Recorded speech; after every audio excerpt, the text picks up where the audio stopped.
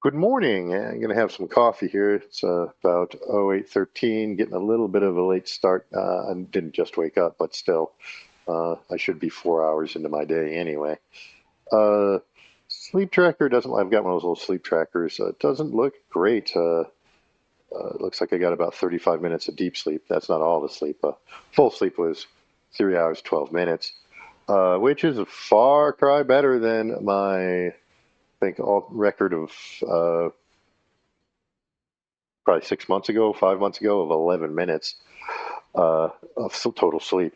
I don't generally sleep as much as other people, and so that's it's not as dramatic as it sounds. It's still pretty bad, and I'm probably not my glia don't get a chance to wash out all the metabolic junk, but getting by, getting by. Heart rate's a little elevated, so I think I'll have some coffee because that's always a good idea now, isn't it? Yeah, so yesterday I made a little video on criticisms on Harlan Ellison. I had some a different perspective on some of the criticisms and how valid they were. Uh, that isn't to say I'm an Ellison apologist. Uh, Honestly, I find him, wow, be a difficult character. Um, and, by some accounts, he's, a legendary asshole, was a legendary asshole. And I can certainly grant that. I remember one story related by him. I think it was just in sort of a audio essay about him putting up, I think, his car, I think in Austin Healy, as stakes in a poker game, and then reneging on the bet after he lost. Like thinking it's ridiculous, which I didn't think exhibited good character. If you make the bet, you made the bet. And somebody else has had stakes as well, and uh, just so I didn't think that was particularly valid. I didn't find that to be cool. But he was also, I think, a writer that had a lot. His works are part of, I think, part of an indelible part of sci-fi. And at the same time, there was a lot I think he did that was, if not kind, I think. Well intentioned. We talked about he was involved in civil rights, uh, helped Octavia Butler and so forth, and um, worked with other authors, doing anthologies and whatnot. And that brings up what I wanted to talk about today, just out of nowhere, because it ties into Harlan Ellison. So not out of nowhere, it ties into Harlan Ellison. Uh, I am a member of SPURDVAC, the Society to Preserve Radio Drama, Variety, and Comedy. A big audio book and audio plays.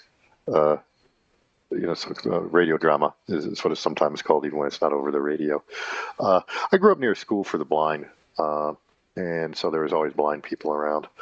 Some of my first records were 16 and two-thirds. I am in my 50s, coming into my late 50s, so uh, records, were a thing. But some of my first records were 16 and two-thirds. Uh, that's half speed of a 33 and a third. Spoken word stuff, could be, oh gosh, fairy tales and all kinds of stuff. And, you could even get these old news records. That kind of predates me a little, though. I did have a record player that would play 78s. Um, but sometimes you get those kinds of recordings. But audio has always been spoken word, as well as music. Spoken word has always been, as its own medium, a part of my life. Uh, so it's just something I'm very used to. Uh, and Ellison figures into that, and also SPURDVAC. That's what they do. They tend to work on old time radio, OTR. Um, the Shadow and Hermit's Cave and Jack Benny, and old the old radio programs sort of during the golden age, when they would do live at table reads. There'd be an organist, maybe a Foley guy. That's all stuff that can be discussed later. But there's also was modern age stuff. I don't know if you want to call it modern age, but there's later works, and one of the excuse me, one of the works. was actually hosted by Harlan Ellison, called 2000X, or also Beyond 2000. I think it was originally called. Now this part is from my memory of 26 years ago. I listened to it on when it was broadcast. Was Beyond 2000, which then turned into 2000X. I believe that was because of some IP issues, some intellectual property issues, because there was a British technology news magazine show called Beyond 2000, that would cover new technology, like, oh, here are nanotubes, or, here's the new hard drive. It has, well, gosh, 2000, I don't know, what would it be? Probably not even 120 gigs. Maybe 26 years. Who can tell? Yeah, they must have been, because I think around that time, oh God, those zip drives were at. What were those, 100 megs? Something like that. I've got, I think, 4 terabytes around my neck right now on waterproof thumb drives. But I digress. 2000X was made by Hollywood Theater of the Ear, which does a lot of audio drama type programming. 2000X was Yuri Rozovsky, it's a heavyweight in the late Yuri Rozovsky is a heavyweight in audio drama. He produced it, and it was Harlan Ellison who hosted it and acted in it somewhat. Harlan Ellison did do some voice acting. It always sounds like Harlan Ellison, and he hosted it. I don't know. I mean, he was an advisor. I know that, but I don't know. To what extent he was involved in the selection. I suspect a bit, because he does have some people he was involved with. Octavia Butler appears in that. Le Guin appears in that. Ursula Le Guin. Ursula K. Le Guin. I always think it's funny because it's like the old joke about Yngwie J. Malmsteen. So you don't get confused with all the other Ursula Le Guins. A bunch of people. Boy, Diane. Oh gosh, who else? Diane Plashta. Boy, oh gosh, I can't even remember. You can pull up a list. Anyway, that's not to the point. Boy, but it had a number of stars doing the voice acting as well. There was gosh, By His Bootstraps, which was let's see, that was Richard Dreyfuss. It's very easy to hear. The inclusion of Ellison's own work, Repent Harlequin said the TikTok Man, was Robin Williams. Rene Auberjonois appears. He's for audiobook fans, he is the voice, or was. He passed away again, probably 6-7 years ago. Unfortunately, he was the voice of Aloysius Pendergast. I mean, he read the audiobook versions of the Preston Childs stories, Relic, and on from that, the whole series. And it's tough to hear anybody else read those now, because Bourgeois was the voice of Pendergast, as far as in my house we're concerned, and it's just kind of married to we're married to that voice. Yeah, so that's a shame. You might also know him as what was that character? Odo, the shapeshifter on Deep Space Nine. That's that guy. For those who don't do the audio stuff. Anyway, it was a neat little anthology. I think the programs were 50 minutes to an hour long. Sometimes they would be shorts. You might get 3 or 4 shorts. Other times the whole hour or most of the hour would be by a main story by an author, and then maybe a small story at the beginning. Occasionally, a story would take up the whole thing. But it's brilliant stuff. It was originally on NPR. I know you can get it on Audible. I don't know. It's I don't know its copyright status or its licensing status. So you probably can find it online. I can't really comment on the propriety of doing that. But it's well worth checking out. There was a number of stories. I think I mentioned Blood Child in the last one, which is I think one of the sorry, that last thing, just about um, Octavia Butler, uh, who sadly passed away. Boy, that's gosh, I want to say it's 10 years ago, but it's probably 15. uh, Time flies. In Seattle, and she died of a head injury just from a fall, uh, which is a shame. Uh, but that I believe they do a treatment of Blood Child, which is, I think I think it's a landmark story. And it covers the issues from her perspective. As a black person, I say black instead of African American because I've had plenty of black friends who are not American. And that's an assumption. I think that's a little bit Emer-centric, I guess you could say. Uh, and my friends, when I'd ask, it's like I'm black. What that comes off like, oh, I've got black friends. That's not what I meant. I used to work in localization, so I was surrounded by people from all manner of countries and areas and cultures, which was really just a mind blower. The parties were awesome. It was in my mid 20s. Uh, Boy, but I digress. There's some really, really good stuff in 2000X. Uh, RUR is in there, Rossum's Universal Robots, which is, the story that is it's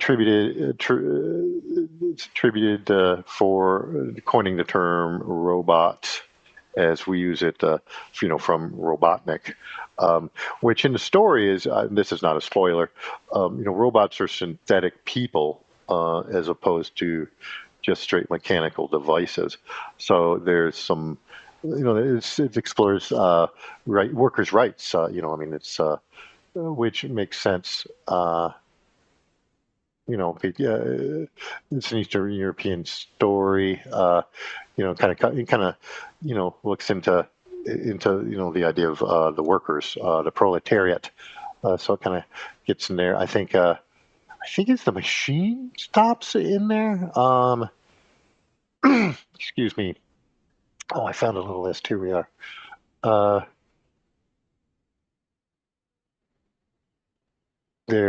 Repent Harlequin said the TikTok man. That was written by Ellison. Uh, Tomorrow and Tomorrow and Tomorrow. That is a Vonnegut story. So that's really good stuff. The Marching Morons. Um, that's interesting. That's almost I think it's where probably Idiocracy came from in terms of its inspiration. Uh, and it's pretty funny because that's if you remember, if you've ever seen RoboCop, where I'd buy that for $1. That's a direct lift from the Marching Morons. I think they used a nickel or a quarter. I'd buy that for a nickel. Uh, there was oh gosh, Old Doc Methuselah. Uh, I just found a list. That is an L. Ron Hubbard story, and I remember that episode because Ellison talks about they knew each other. They were both writers. And Ellison did quite a bit of screenplay work. He wrote The City on the Edge of Forever, what's widely considered the um, best Star Trek episode. It's not my favorite episode, but it's a very good episode, and it's widely regarded as a very good episode, often the best. Uh, but he knew, and L. Ron Hubbard was a big pulp writer, just writing away. So they kind of knew each other from the sort of production line of writing. Um, And he's got an interesting story about L. Ron Hubbard in the introduction because they knew each other. So I think that's worth checking out. And Old Doc Methuselah, it was a series of shorts, and it's an entertaining little story. I mean, L. Ron Hubbard did what he did from there and went down that path of Dianetics and then into Scientology. Uh, which is unfortunate because I think the old Doc Methuselah stories are kind of charming.